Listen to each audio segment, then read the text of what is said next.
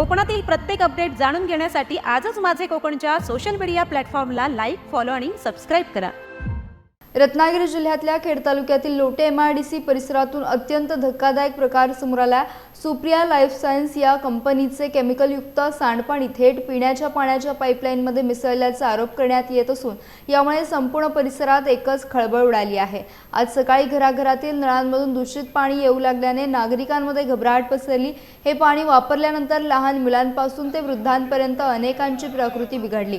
प्राथमिक माहितीनुसार सुमारे 8 ते 10 जणांना तातडीने लोटे येथील शासकीय रुग्णालयात दाखल करण्यात आले। काही रुग्णांची प्रकृती चिंताजनक असल्याची माहिती समोर येते आहे। या घटनेमुळे MIDC प्रशासन आणि संबंधित कंपनीच्या निष्काळजीपणावर गंभीर प्रश्नचिन्ह उपस्थित झाले।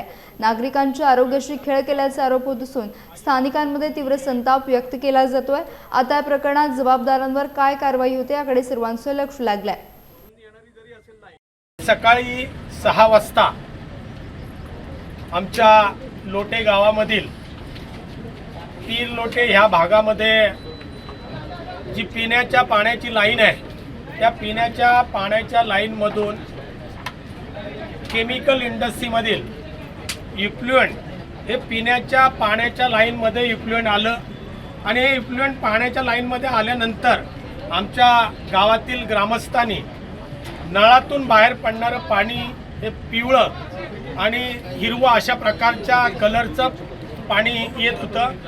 त्या पाण्याला भयंकर असा वास होता आणि अतिशय विषारी घातक हे पाणी पिण्याच्या पाण्याच्या लाईनमध्ये आलं।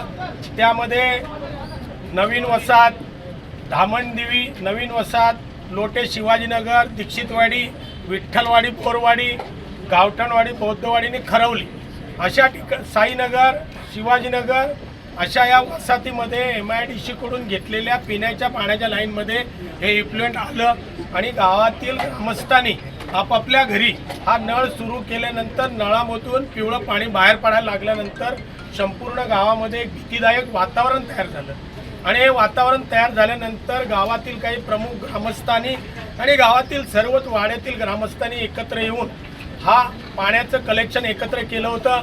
कुणी बकेटमध्ये केलं, कुणी बादलीमध्ये केलं, तर प्रत्येक वाडीमध्ये पोचलेलं पाणी एक कलेक्ट करून आम्ही या ठिकाणी लोटे ग्रामपंचायतीच्या जवळ एकत्र सगळे जमा झालो।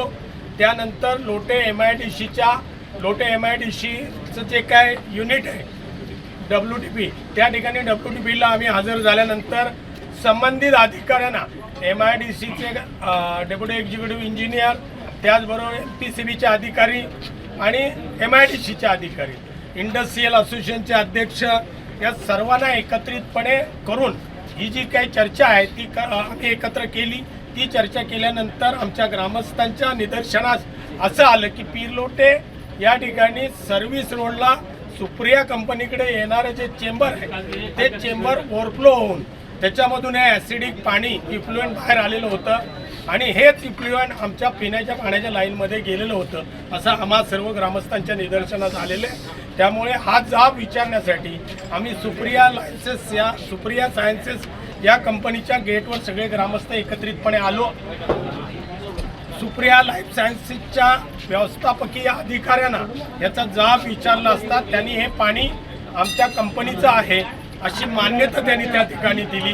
ही मान्यता MPCB MIDCच्या अधिकाऱ्यांसमोर त्यांनी आमचं पाणी आहे असं कबूल केलेलं आहे। त्यामुळे इथून पुढे आम्ही आता या कंपनीवर त्याचबरोबर आम्ही MPCB आणि MIDC या सर्व यंत्रणेवर गुन्हा दाखल करण्याच्या तयारीमध्ये गाव आम्ही संपूर्ण आहोत। लोटे MIDC परिसरात सुप्रिया लाईफ सायन्स कंपनीच्या सांडपाणी वाहिनीचा चेंबर ओव्हरफ्लो झाल्यानं केमिकलयुक्त पाणी पिण्याच्या लाईनमध्ये मिसळल्याचा प्रकार समोर आला। या दूषित पाण्यामुळे काही जणांची प्रकृती बिघडली आहे। महाराष्ट्र प्रदूषण नियंत्रण मंडळाने पंचनामा करून पाण्याचे नमुने तपासणीसाठी पाठवले असून अहवालानंतर संबंधित कंपनीवर कायदेशीर कारवाई करण्यात येणार असल्याची माहिती उपप्रादेशिक अधिकारी श्रीपाद कुलकर्णी यांनी दिली आहे।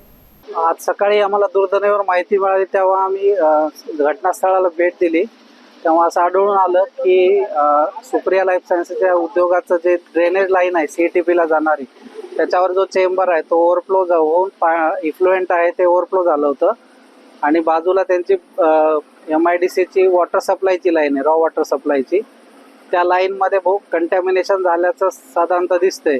आणि त्यामुळे आजूबाजूच्या गावांना जो पाणी पुरवठा होतो तो पाणी पुरवठा दूषित असल्याचं आता प्रथमदर्शनी तर दिसतंय. आम्ही तसे नमुने संकलित केलेले आहेत आणि कारवाईचा प्रस्ताव पण वरिष्ठ कार्यालयाला पाठवला आहे. किती लोकांना प्रकृतीला त्रास झाला नाही, ती माहिती आता माझ्याकडे नाही उपलब्ध. आता पुढचं काय कारवाई असणार? आम्ही कारवाईचा प्रस्ताव वरिष्ठ कार्यालयाला पाठवला आहे. जे सॅम्पल घेतलेले आहे सॅम्पल घेतलं, त्याचा तपासणीचा अहवाल आल्यानंतर त्याच्या अनुषंगाने पुढची कारवाई आपण करू. आणि त्याआधीच आपण कारवाईचा प्रस्ताव पण पाठवलेला आहे ओव्हरफ्लो झाला. कारवाई म्हणजे नेमकं संबंधित कंपनीवरती कुठल्या कलमांवर कारवाई होणार? ते पर्यावरण सुरक्षा कायद्याच्या अनुषंगाने कारवाई होत असते.